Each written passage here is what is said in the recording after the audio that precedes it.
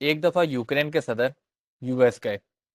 تو press conference کے دوران وہاں کسی صحافی نے یوکرین کے صدر سے پوچھا کہ بھئی یہ جو آپ فوجی سوٹ پہن کے رکھتے ہیں اس کی کیا وجہ ہے؟ آپ اپنا حلیہ چینج کریں، آپ امریکہ کے صدر سے ملے آئے ہیں، ہمیں کوئی رسپیکٹ دیں۔ اور اس طرح ان کا کافی مذاق اڑایا گیا۔ اس وقت تو یوکرین کے صدر سے انہوں نے کافی ریزسٹنس بھی دکھائی، لیکن ان کی ایک مجبوری تھی۔ مجبوری یہ تھی کہ ان کا ملک حالت جنگ میں ہے، اور وہ بھی رشیا کے خلاف۔ رشیا کے ریسورسز تقریباً ان لمیٹڈ ہی ہیں،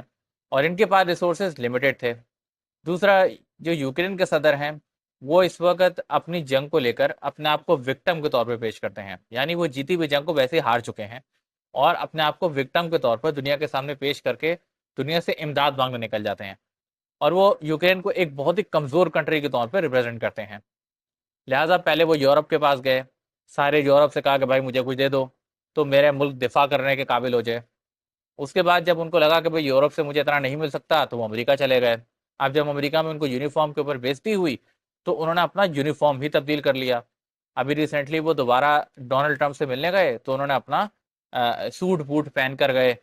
ٹائی لگا کر گئے، بڑے مہذب انداز میں گئے، تو اسی صحافی نے ان کی تعریف کی، پریزیڈنٹ ٹرمپ نے بھی ان کی بہت تعریف کی، جس کے بعد سے وہ خوش ہو گئے، اور اب انہوں نے اور عاجزانہ طریقے سے ڈونلڈ ٹرمپ سے اپنے ملک کے دفاع کے لیے بھیک مانگی، جو ان کو آسانی سے نہیں ملی، بلکہ ڈونلڈ ٹرمپ نے ان سے یہی کہا کہ بھائی اگر تم نے واقعی اپنے ملک کا دفاع کرنا ہے تو ہم سے اسلحہ خریدو اور اپنے منرلز کے رائٹس ہمارے حوالے کر دو، یعنی وہ منرلز ہم نکالیں گے۔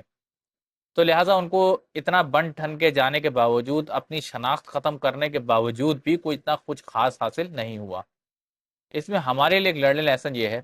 کہ بھائی دیکھیں، اگر آپ کی بھلے کوئی ذاتی زندگی کا مسئلہ ہو یا کوئی پروفیشنل لائف کا مسئلہ ہو،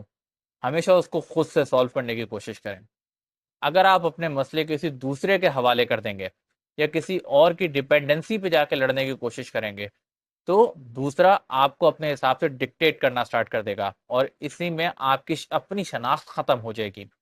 جس طرح یوکرین کے صدر کی اپنی ایک شناخت تھی کہ وہ فوجی سوٹ میں اس لیے پھرتے تھے کیونکہ وہ اپنے ملک کے فوجیوں کو ریپرزینٹ کرتے تھے، لیکن امریکہ نے ان سے فوجی سوٹ اتروا دیا صرف اس لیے کہ وہ ان کے سامنے ہاتھ پھیلائے ہوئے کھڑے ہوئے تھے۔ اسی طرح جب آپ اپنی ضرورتوں کو لے کر دوسروں کے سامنے ہاتھ پھیلا دیتے ہیں تو اگلا آپ سے آپ کی عزت بھی لے لیتا ہے اور آپ کی شناخت بھی لے لیتا ہے۔ تو ہمیشہ اپنے معاملات خود سے سولو کریں، کسی دوسرے پہ ڈیپینڈنٹ مت رہیں، لوگوں سے امداد لیں لیکن برابری کی بنیاد پر، ایسے نہیں جیسے یوکرین کے صدر لے کر اپنی بھی مذاق کا سبب بنے اور اپنے ملک کے لیے بھی مذاق کا سبب بن گئے۔